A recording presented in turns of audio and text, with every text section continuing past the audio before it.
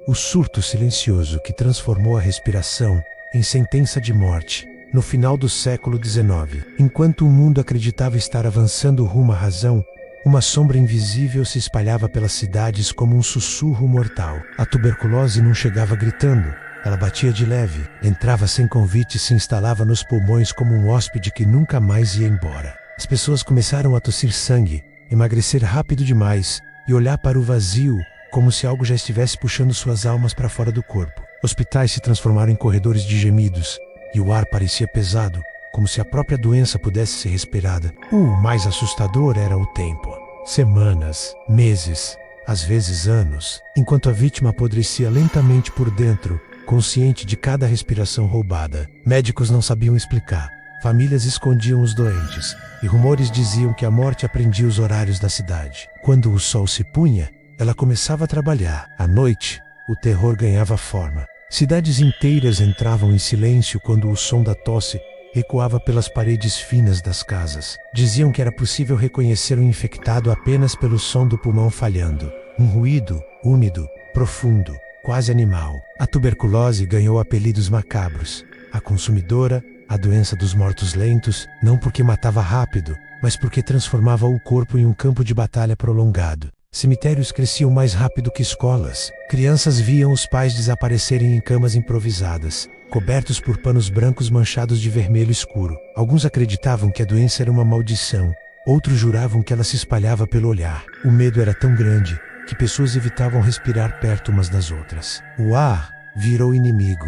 Hospitais lotados se tornaram verdadeiras fábricas de desespero. Camas alinhadas, corpos frágeis, olhos fundos e o cheiro constante de morte iminente. Muitos pacientes diziam sentir algo se mexendo dentro do peito, como se a doença tivesse consciência. Enfermeiros relatavam casos de pessoas que sorriam antes de morrer, como se tivessem entendido algo que os vivos não conseguiam. Em algumas regiões, os sinos das igrejas não paravam de tocar. Milhares de vítimas desapareceram dos registros oficiais, enterradas rápido demais, esquecidas rápido demais. A tuberculose não só matava corpos, ela corroía a sanidade coletiva. O medo se espalhava mais rápido que qualquer explicação científica. Com o aumento das mortes, surgiram práticas desesperadas. Janelas eram lacradas, doentes isolados em quartos escuros, como se a luz pudesse alimentar a enfermidade. Algumas famílias abandonavam os infectados para sobreviver. Outras rezavam dia e noite, acreditando que a doença escolhia suas vítimas.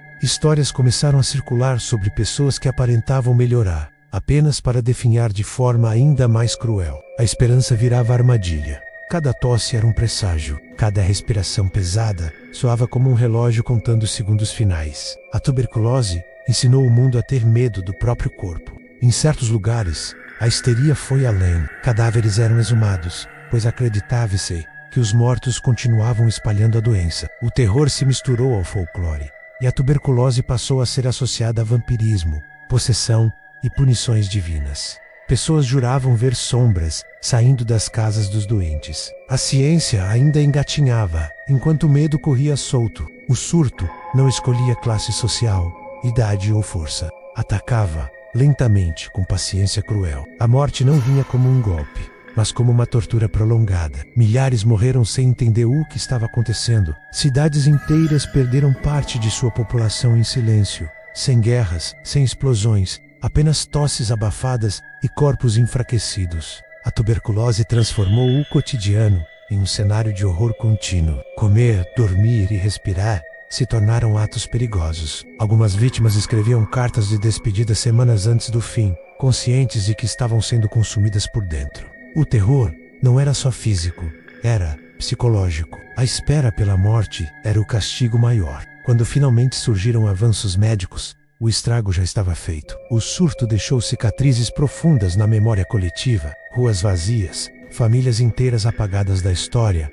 e uma sensação persistente de que algo invisível podia destruir tudo novamente. Mesmo após o controle, o medo permaneceu. Pessoas nunca mais confiaram totalmente no ar que respiravam. A tuberculose provou que o verdadeiro horror não precisa ser visto. Basta estar presente, silencioso, paciente e inevitável. Hoje, o surto é lembrado como um dos períodos mais sombrios da humanidade, não apenas pelo número de vítimas, mas pela forma cruel como elas foram levadas. A tuberculose ensinou que o terror real não grita, não corre, não ataca de uma vez. Ele espera, ele consome, ele sorri enquanto o corpo enfraquece. E mesmo depois de controlada, a lembrança permanece como um aviso.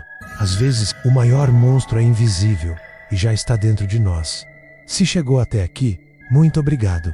Deixe seu like, se inscreva no canal Mistérios e Curiosidades e deixe nos comentários de onde nos assistem. E fiquem com Deus, até a próxima, se assim Ele permitir.